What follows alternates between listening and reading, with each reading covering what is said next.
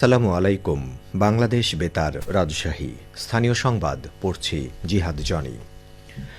বাণিজ্য এবং বস্ত্র ও পাট মন্ত্রণালয়ের উপদেষ্টা শেখ বশিরউদ্দিন ২ দিনের সরকারি সফরে আগামী রোববার রাজশাহী আসবেন।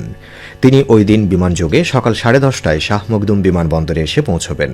এদিন তিনি সকাল 11টায় রাজশাহী বিভাগীয় কমিশনারের সম্মেলন কক্ষে consumers association of Bangladesh cab আয়োজিত মতবিনিময় সভায় প্রধান অতিথি থাকবেন।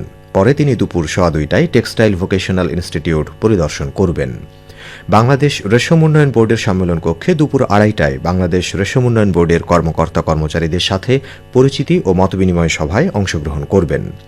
রেশম গবেষণা ও প্রশিক্ষণ ইনস্টিটিউটে রেশম কিট ও তুঁত জাতের জার্ম প্লাজম মেইনটেন্যান্স কার্যক্রম এবং সেরিকালচার মিউজিয়াম পরিদর্শন করবেন।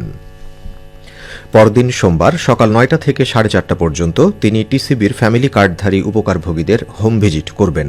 ওই দিন সন্ধ্যা 5:45টায় তিনি বিমানযোগে ঢাকার উদ্দেশ্যে রাজশাহী ত্যাগ করবেন। Sirajganj chamber of commerce and ইন্ডাস্ট্রির 40তম বার্ষিক সাধারণ সভা অনুষ্ঠিত হয়েছে।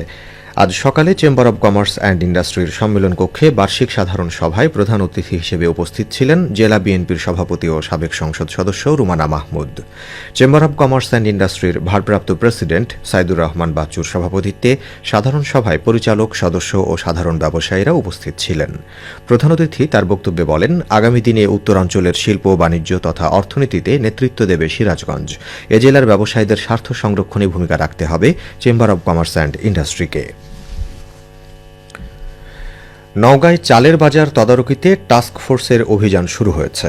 পর্যায়ক্রমে বিভিন্ন রাইস মিল ও খুচরা বাজারে এই অভিযান চালানো হবে। অবৈধ মজুতদার ও অতি মুনাফালোভীদের বিরুদ্ধে আইনগত ব্যবস্থা নেওয়ার কথা নিয়েছেন জেলা প্রশাসক।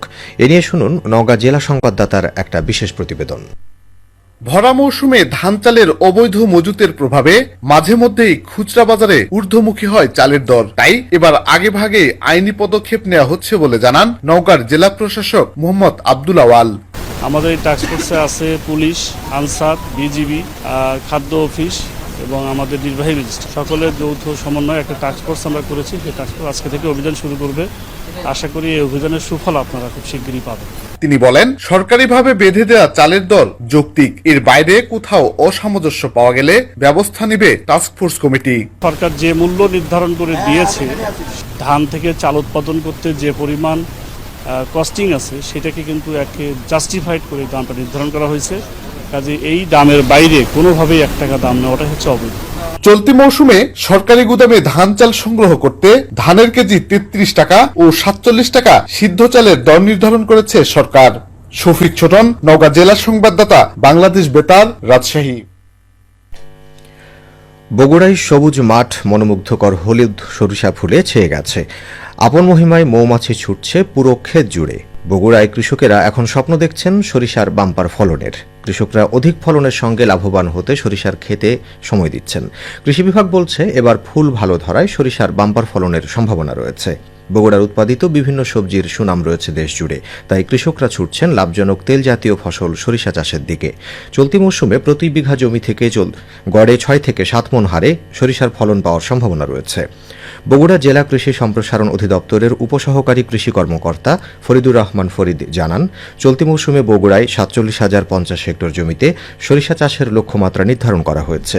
উৎপাদন লক্ষ্যমাত্রা 75,715 মেট্রিক টন। নওগাঁ ডিবেট ক্লাবের আয়োজনে 3 দিনব্যাপী জাতীয় বিতর্ক উৎসব শুরু হয়েছে। আজ সকাল 9টা থেকে বিএমসি মহিলা কলেজ চত্বরে মূল পর্বের এই প্রতিযোগিতা শুরু হয়।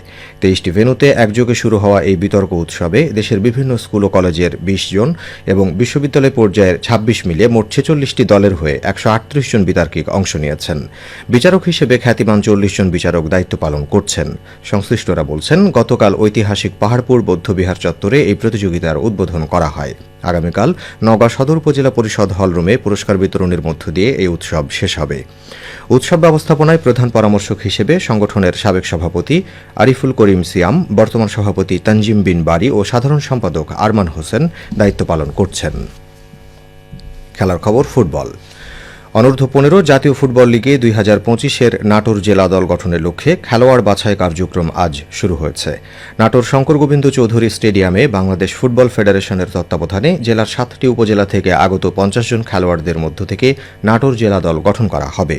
উল্লেখ্য, তারুণ্যের উৎসব ২০২৫ উদযাপন উপলক্ষে বাংলাদেশ ফুটবল ফেডারেশন জানুয়ারি মাস থেকে বাফুফে অনূর্ধ্ব ১৫ জাতীয় ফুটবল লীগ আয়োজন করতে যাচ্ছে। সবশেষে আবহাওয়া। আজ রাজশাহীতে সর্বোচ্চ তাপমাত্রা ছিল ২৬.৮ ডিগ্রি এবং সর্বনিম্ন ১৩.৮ ডিগ্রি সেলসিয়াস। বিকেল ৩টায় বাতাসে আপেক্ষিক আর্দ্রতার পরিমাণ ছিল ৪৪%।